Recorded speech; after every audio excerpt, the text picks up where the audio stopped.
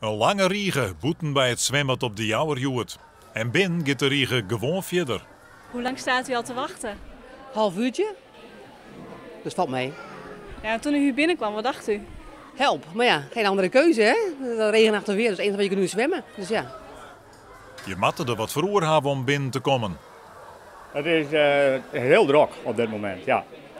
Dat is duidelijk. Je krijgt de hier hierachter, de mensen al hier, die staan in de rij. En we krijgen al even melden dat we een uren tot oorloren wachttijd hebben hiervoor. Want het is als de fjouwering uitgaan, komen er fjouwen in. Ik heb het net verwachten. We stonden van de morgen buiten te wachten. We konden de auto haast net kwijt, maar we binnen er binnen. En de band die binnen in de ploempert. Ja, ja. Hoe is het in het zwembad zelfs? Het had nog wat rond. Is dat net te druk?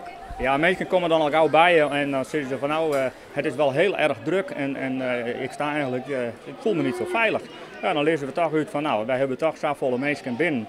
En als wij 1000 mensen op de teller hebben hier, dan zetten we er een stop op en dan is het eerst gebeurd.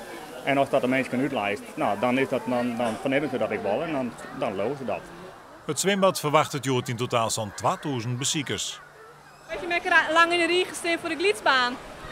Jawel. Ja, het gaat best nog wel snel dan ons. Gewoon wat voordringen. Ja.